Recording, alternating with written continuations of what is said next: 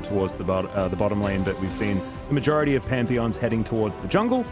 But Ruler this time is going to be taking the Kai'Sa, and that is going to be the Olaf locked away. Olaf banned in game number 1, left up in this one, and he is going to be the jungler of choice.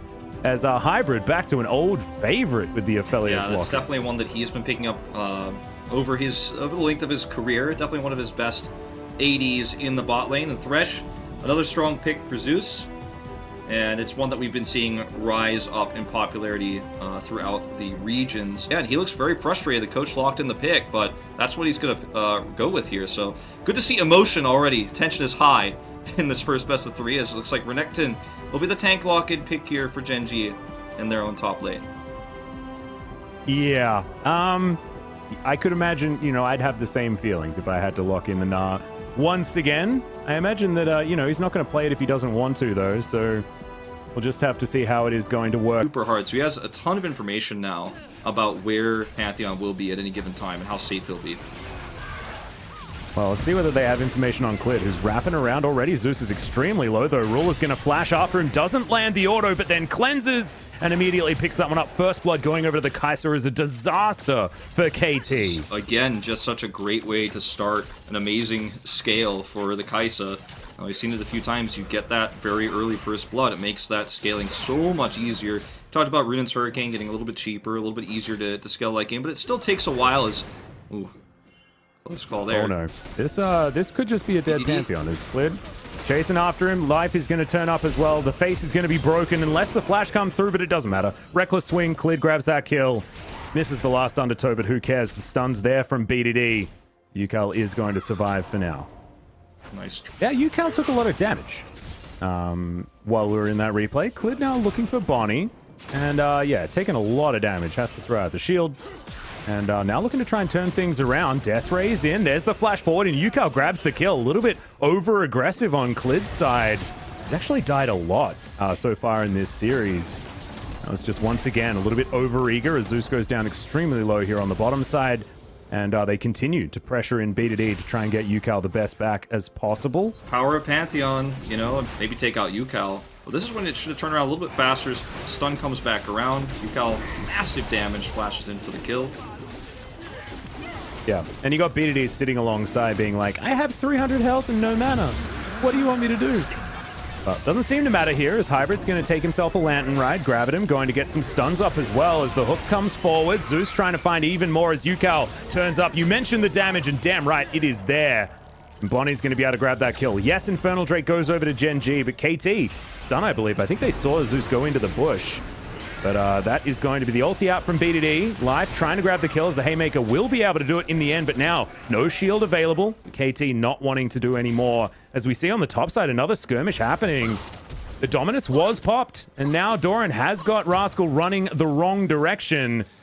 Flash not available from either top laner as the Boomerang is going to miss, and Doran knows that Gen G are making their way up and intelligently is going to move out of the way. Although you can imagine he must be a bit frustrated not being able to finish off the Crocodile. Especially after game 1. But they will clear this wave and look for the Rift Herald now. There is a scuttle here, so they have full vision. Bonnie wants to try to get onto Rascal if he can, if he overextends, but the positioning is too good. But the damage, again, coming out from this Victor pick, is once again just shoving them out, and they don't want to fight in these choke points against this Victor. I think they're just simply going to have to give this up.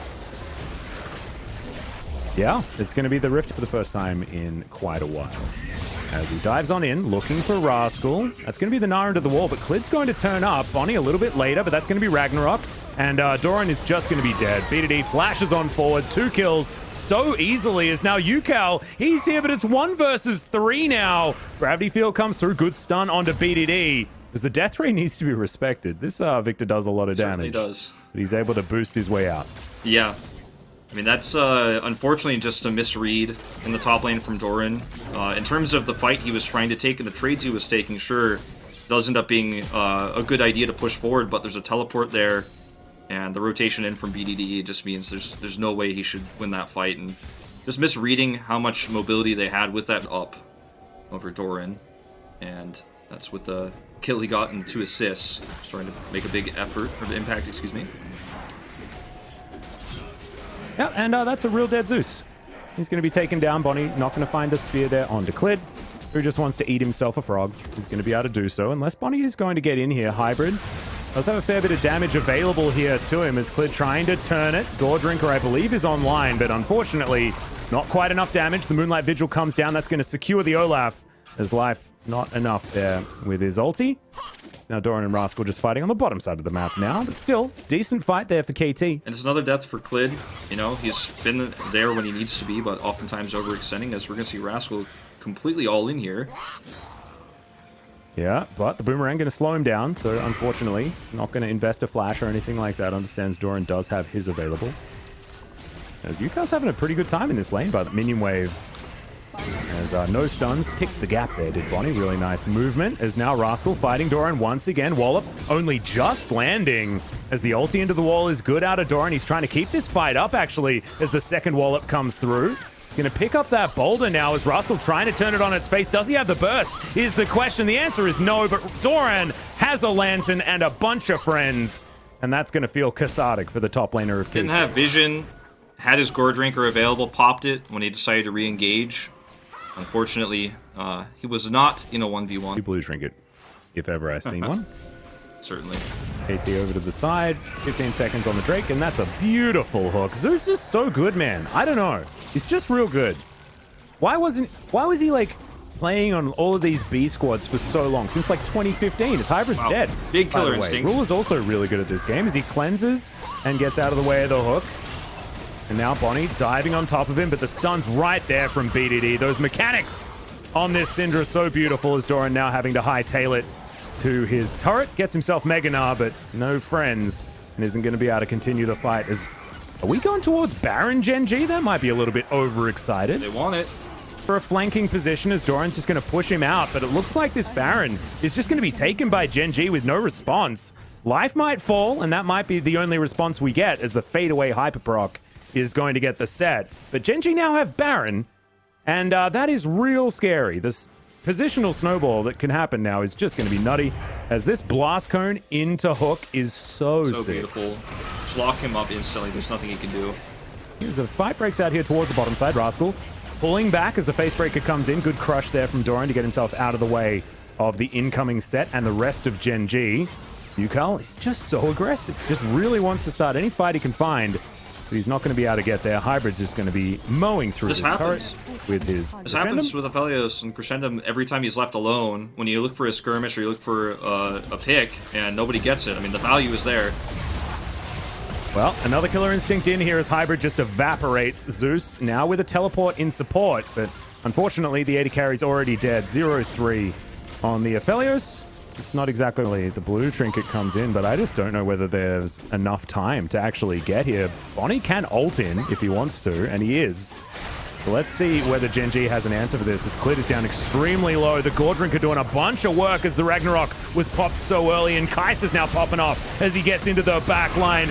Oh my god, life is so good. Double kill now. Killer Instinct finally pops forward a double kill for Rascal. And it's going to be a full house. Kaiser's full of crocodiles. There's your ace, sponsored by Omen. A full clear here on the Baron. The Baron leashes. They don't get the Baron, but they get all the kills as they're completely ready for the ult in from Bonnie. And this is just an issue of vision we were talking about earlier. They had the mid and top lanes pushed. They had control of the vision in the blue side jungle at the top side. They had that Baron vision control as well. They just pushed in, scanned from by Gen G. Okay, maybe Rascal's overstepped just a little bit. He goes golden as now Doran trying to keep life out of this fight. Ruler on a ward, but I don't think there's anything they can do about it. Supercharges into the backline. The hook is going to miss because he's just so damn fast. One kill already. He's going to be able to take down the jungler and the rest of the bottom lane so comfortably. It's almost a quadra kill, as it could have been a penta to be perfectly honest. But Ruler's just playing with his food now. I mean, they went for control of the wards around Baron. They rushed towards the area. That was the one area of the map KT had vision, and they forced that fight. Beautifully done. And once again, this new build on Ruler is popping off, and this ace is going to be the game. Yep, that's going to be it. Gen G looking for their 2-0 to start off the season.